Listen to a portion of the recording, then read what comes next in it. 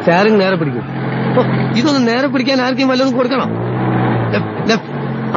Right.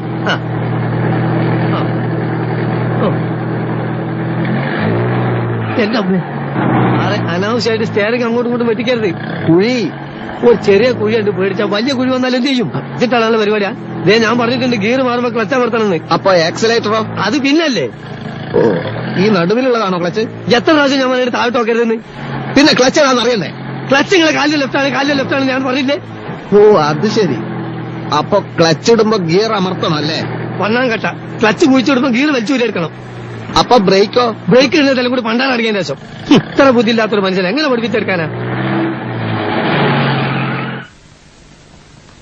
അധികം ചൂടാവൊന്നും വേണ്ട. JK കൺസ്ട്രക്ഷൻസിലെ ഒരു സൂപ്പർവൈസറാണ് ഞാൻ. താൻ എന്റെ കീഴിൽ പണിയെടുക്കുന്ന വെറും ഒരു മേസ്ത്രി, അത് മറക്കരുത്. അങ്ങനെയാണെങ്കിൽ നിങ്ങൾ ഇഷ്ടം പോലെ അങ്ങോട്ട് ഓടിച്ചോളി. നിങ്ങളോ? അല്ല, സാറിന് തോന്നിയല്ല അങ്ങ് ഓടിച്ചോ. ഞാൻ ഓടിക്കും. ഞാനേ പോളിടെക്നിക്ക് പഠിച്ചതാ. യന്ത്രങ്ങളുടെ പ്രവർത്തന രീതിയൊന്നും താൻ എന്നെ പഠിപ്പിക്കണ്ട. അതിനാരെതിരെന്ന് എങ്ങനെ വേണമെങ്കിൽ നിങ്ങൾ അല്ല സാറ് തന്നെ അങ്ങോട്ട് ഓടിച്ചോ. ഞാൻ ഓടിക്കാം.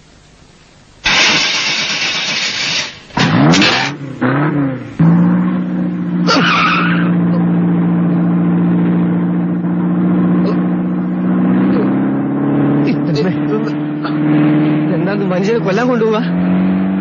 ബ്രേക്കിന് ഔട്ട് ചെയ്ത്. ബ്രേക്ക് എവിടെ? ബ്രേക്കിന്റെ ഞാൻ ഔട്ടിക്കോളാം. എവിടത്തേക്കാണ് നിങ്ങൾ കൊണ്ടുപോകുന്നത്?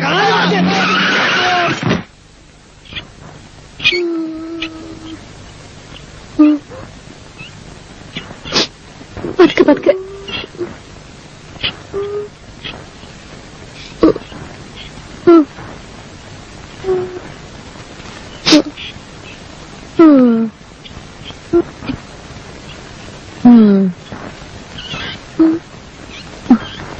നിങ്ങളുടെ വിടാതാ. സന്തോഷം. പിടിച്ചു.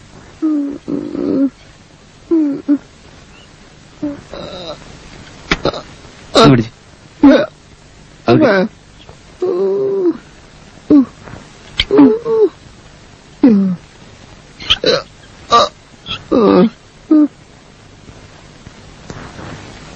സാറേ, എത്ര ദിവസം കിടക്കേണ്ടി വരും? ഡോക്ടർ പറയും. മതി, തിരക്കില്ല. കിട്ടേണ്ടത് കിട്ടിക്കഴിഞ്ഞാൽ തോന്നേണ്ടത് തോന്നാൻ ഇത്തിരി സമയം നല്ലതാ. അല്ല, മീൽസ് ഒക്കെ ഇവിടെ സപ്ലൈ ഇല്ലേ? ഊണേ. ഇതെങ്ങനെ മേസ്ത്രി ഉണ്ടായത്? ഞാൻ ഈ പോളിടെക്നിക്കിലൊന്നും പഠിച്ചിട്ടില്ലല്ലോ. അതുകൊണ്ട് ഈ യന്ത്രത്തിന്റെ പ്രവർത്തനം ഒന്നും എനിക്ക് ഇഷ്ടമല്ല. അങ്ങനെ സംഭവിച്ചാ